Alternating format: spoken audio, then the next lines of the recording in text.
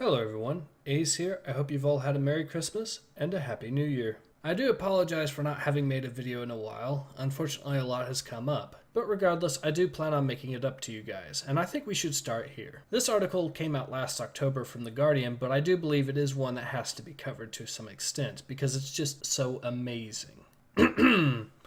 I don't want to get good at gaming. I want to escape the relentless pressure to improve myself by Eleanor Robertson. I enjoy video games, but I'm not good at playing them, and I don't want to be. That title alone just speaks of pompous entitlement, and it gives a good indication of what we're in for here. And it's just so ridiculous, it's difficult not to laugh at it. Anyways, moving on. Like a lot of idiots with nothing better to do, I enjoy playing video games. This is a recent development. During my childhood, we didn't have enough money for a Nintendo, and my parents were deeply suspicious of them anyways. Rightly so, given that my sister and I are both what you might call indoorsy types, if you were being really polite. There's nothing for me to really say about this particular paragraph, but it is how the author decided to start off the article, so we'll let it slide, I guess. Moving on.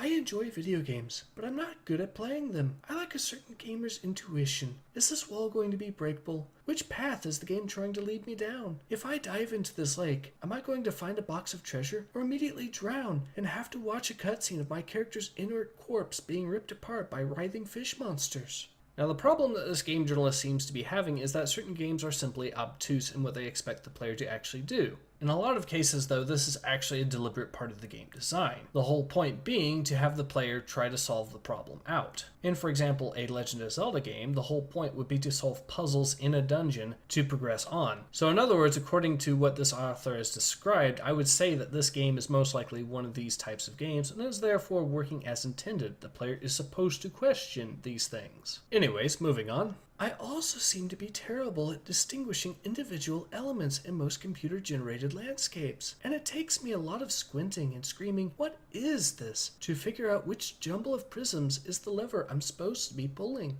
With the way this author is describing their situation, I have a hunch that they are in fact playing older games, and that would explain a lot were this the case. I say this because, let's be honest, mainstream gaming is vastly more simplified to appeal to a wider audience than it was in, say, the 90s or early 2000s. In addition, with the more dated graphics, I could see someone potentially missing key levers or switches within a game from that time period. Of course, considering this is a journalist from The Guardian, I may actually be giving them way too much credit and they are legitimately bad at modern video games. In which case, I have to point out two things. First of all, no video game is made for everyone. This is a mistake that game publishers have had to learn the hard way repeatedly when they've tried to make their games increasingly more accessible. I actually did a video last March that covered this topic in detail and why it was a bad idea of publishers to actually do this, and why it was a bad idea for game journalists to support this as well. Now, the takeaway from this for the end user is that if video games aren't necessarily made for everyone, then perhaps the game that you are playing is not actually made for you. And in that case, don't worry, because there are other franchises out there for you to try in other genres as well. If you're having a bad time, then no one's stopping you from moving on to something different. No one's going to stop you from doing so, and in fact, going to a simpler game from the same genre might actually help you build up the skills necessary to beat the first game as well. This is something that I've done within my own experience of gaming. And this brings me quite cleanly to my second point, that if you're not a professional gamer, then there's nothing inherently wrong with being bad at video games. There is, however, something inherently wrong with demanding that video games as a whole change to fit your specific needs, especially when it's at the expense of the franchises and genres in question.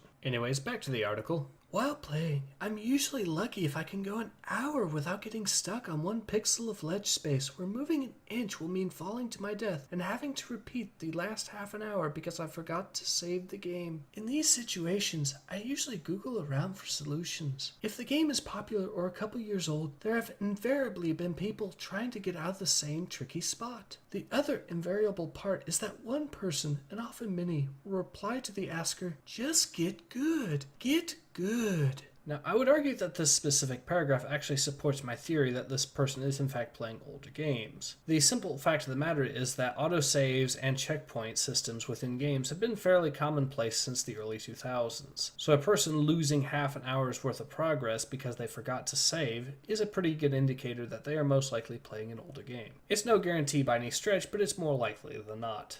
Also, I would very much argue that it's pointless to complain that there are mean people on the internet. The simple fact of the matter is that there are. That's just how reality works, and there's no getting around it. In fact, complaining about the reality that there are one or two gamers out there telling people to get good comes across as completely thin-skinned and petty. Moving on. This basically means try harder, you lazy piece of shit. Or if you're reading it very generously, you can do it, mate. Keep pouring hours of your finite existence on this earth into achieving the millisecond perfect muscle twitch reaction that will enable you to beat this cartoon nemesis that looks like a cross between a bedbug and a rum ball. Of course, something that this author may not be considering is that perhaps they're going about the problems in this game in the wrong way. Perhaps instead of using better Twitch reactions, they need to come up with a better strategy altogether. It may sound crazy, but believe it or not, there are plenty of examples of games out there where using your brains more than your bronze can actually pay off. I find this response baffling. I don't want to get good at video games. I play games for purely escapist reasons, and part of what I'm trying to escape is the relentless pressure to improve myself. I would say that it's at this point where the author really starts to contradict herself, and I'll explain why right here. The author is claiming that they're trying to escape the drive to improve themselves, and yet whenever they get stuck on a particular section within a game, they go looking for solutions to this problem, effectively improving their understanding of the game mechanics, and therefore improving their ability to play the game. So by looking for these solutions, they are in fact striving to improve themselves, and defeating their attempts at escaping their efforts to improve themselves in the process. If I wanted to develop a new skill, or increase my tolerance for repeated failure, or become more resilient, I just put down the controller and engage with the rest of my hyper-competitive millennial life, in which complacency puts you on the breadline, and contentment is something you can only experience vicariously through looking at pictures of cats lying in the sun.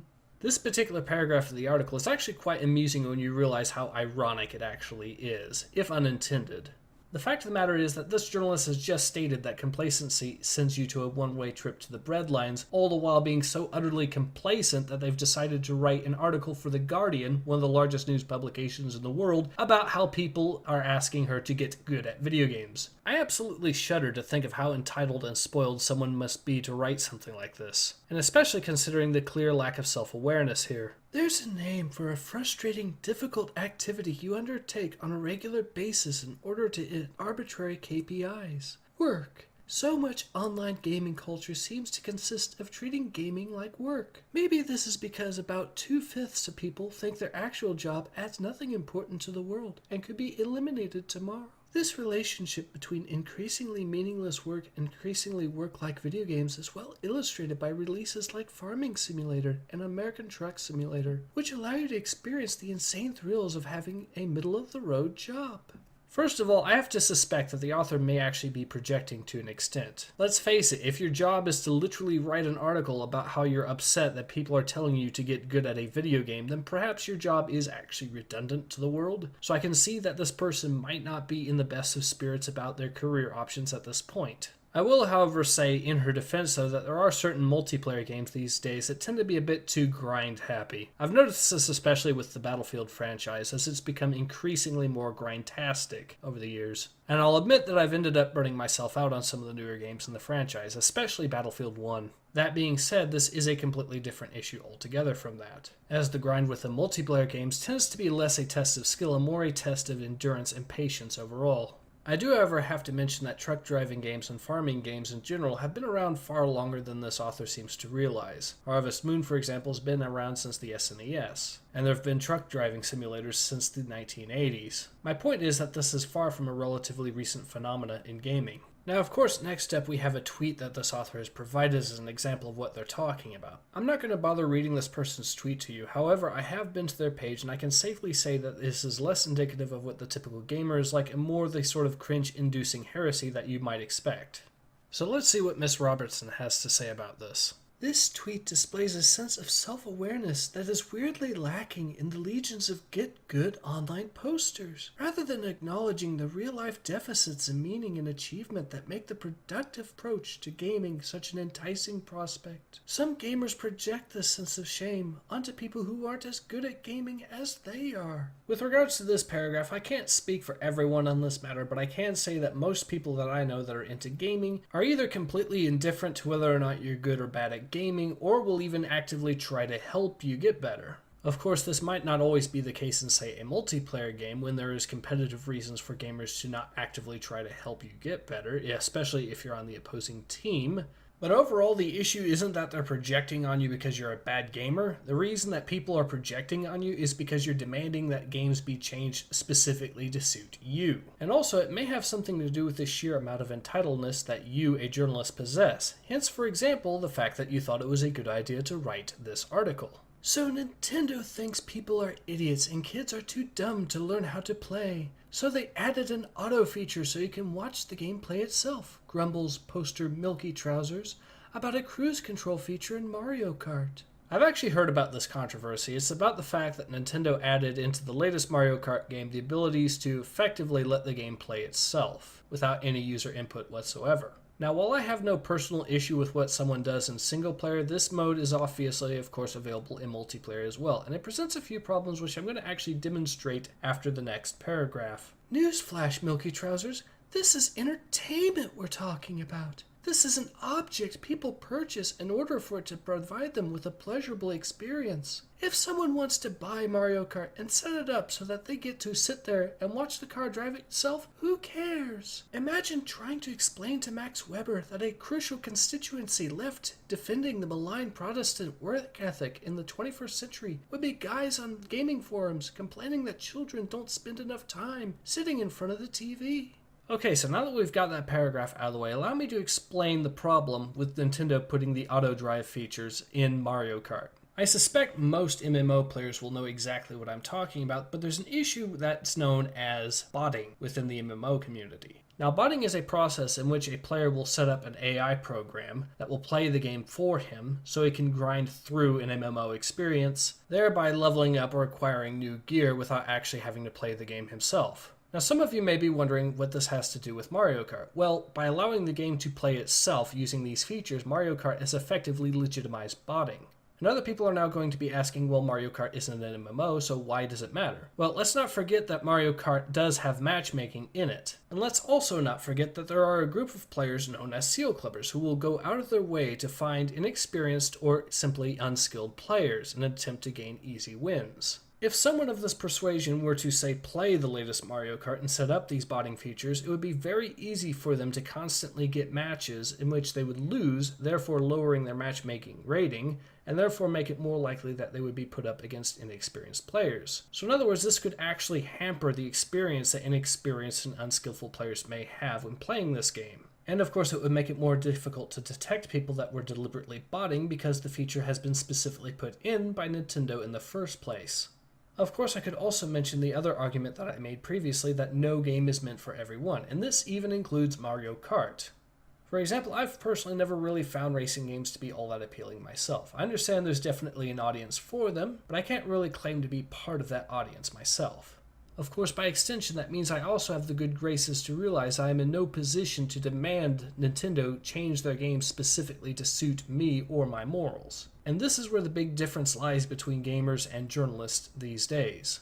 If I'm going to enjoy the absurd capitalist soma of video games, the last thing I want to do is feel like I'm being badgered by a superior at a dead-end job. Don't take shortcuts. You need to upgrade your basic skills. Improve at the core mechanics through repetitive practice resumes. Say so many gamers. All right, calm down, regional manager Greb Flange. Nobody will ever be as good as you at harvesting the virtual turnips. Now let me get back to rotting my brain. From finishing that last paragraph, it's just amazing how entitled this author once again is. They're very clearly asking for advice on how to get through certain sections, and they're complaining that people are giving them advice that they just don't happen to want to hear. If you're that terrible at motor skills altogether, perhaps you should start by trying out a different genre altogether that's more slower paced. For example, RTS games tend to be slower paced if you play skirmish mode against the AI, so that might be an option. Although that does require critical thinking, and let's be honest, if you've decided to write this article thinking it was a good idea, that might be a shortcoming of yours as well. For anyone who thinks I'm being a little bit too hard on this particular author, let me make it perfectly clear that this person is just as much an activist as she is a journalist. One look at her other articles will demonstrate this to you. So it's obvious that this is the sort of person that does want games to change for her favor, and in this case wants gamers to change overall to suit her, which is even more entitled when you think about it. Anyways, I hope you guys enjoyed this, and be sure to tune in next time because I've got another story that's even more amazing than this, and better yet, just came out January 1st. So this is how we're starting 2019, and it's amazing. Just trust me on this. But anyways, hope to see you guys again soon. Take care. Ace out.